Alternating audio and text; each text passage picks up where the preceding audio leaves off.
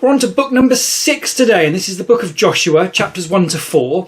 It's not quite clear yet if it's written by Joshua or if it's just about Joshua. We'll figure that out as we go.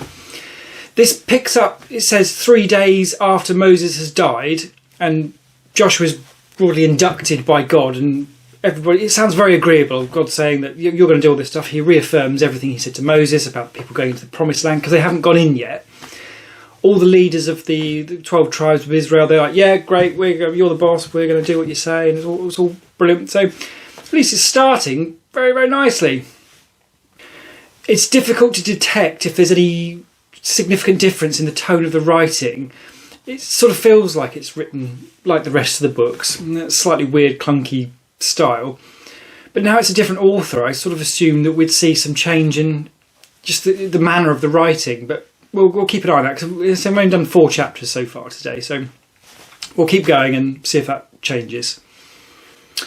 As a brief reminder, we have encountered Joshua before, not very much, but it seems like he's a military type of dude, and he was one of the goodies who was sent into the promised land ages and ages ago, and then came back and reported everything was fine. If you recall, there were others who went off and reported it was all terrible, we can't do it, it's all getting scary, and then lots of them were killed. Joshua, one of the good righteous types, and so far he seems like competent and non-punky, so high hopes. It seems that Joshua's first act as the boss is he gets a couple of spies from somewhere called Shittim, that we've talked about before, and sends them into the promised land to go and have a look at some stuff, and they go and stay with a prostitute named Rahab, not sure. This seems to be directed in some sense against Jericho, because it says that the king of Jericho finds out very specifically that these 2 spies have gone and where they're staying, and says to Rahab that she needs to produce these spies because they've come to do terrible things. Rahab then lies and says that they've already gone and sends them all off over that way to go and look for them in that direction, and then the 2 spies slip out the other direction.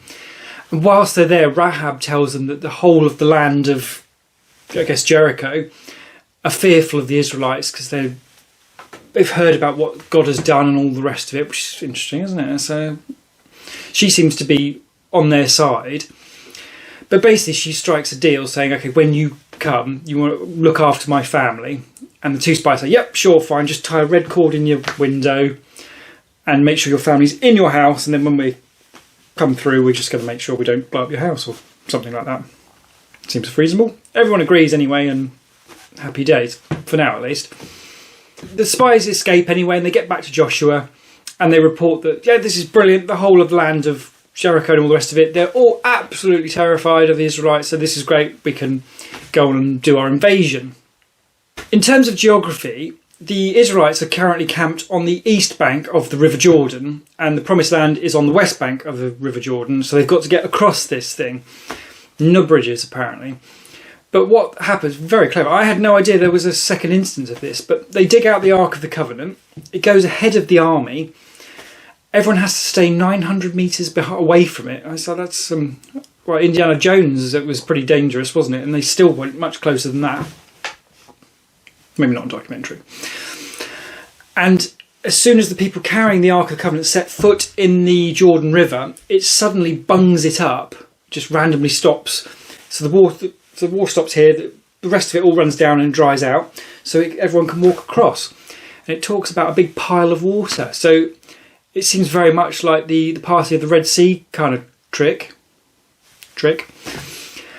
But actually more dramatic in the sense that it seems like you set foot, boom, it stops. The river stops flowing. Whereas the Red Sea, it was wind blowing all over the night, and it's sort of a softer, I guess probably bigger for the Red Sea. I'm not sure how big the River Jordan is.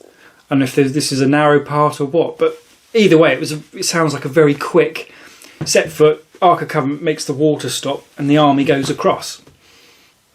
There's a nice touch in that God tells them to take 12 stones from the dried up riverbed, temporarily dried up riverbed, and take them across to the other side, and then they can be a reminder for all times and all generations of what God did in terms of stopping that river. I'd never even heard of that one, even in Sunday school as a kid. I don't remember hearing that. But it's a very dramatic thing, and it's a nice idea to get the stones to commemorate that. I sort of like that. But again, it's another instance of you don't get something for nothing, you've got to do this, but 12 people have to carry these whacking great stones.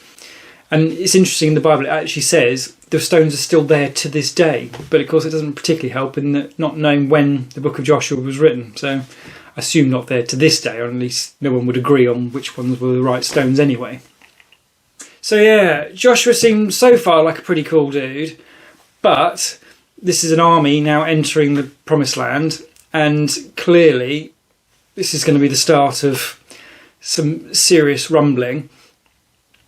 On the plus side, what several books ago looked like was going to be just genocide and the Israelites wiping out everyone next door, we've now got the context in terms of what's going on with Baal and Molech and all these other people and children being set fire to. So it has more a positive spin to it, I guess, in that sense, in that it's people coming in to kick out the really, really awful people who may be some of the worst people in the whole of history in terms of, if you set fire to children, it doesn't get much worse than that, really, does it? I don't think. So we'll have to see how this pans out and if the deal with Rahab is honoured and all the rest of it, and on to the next one.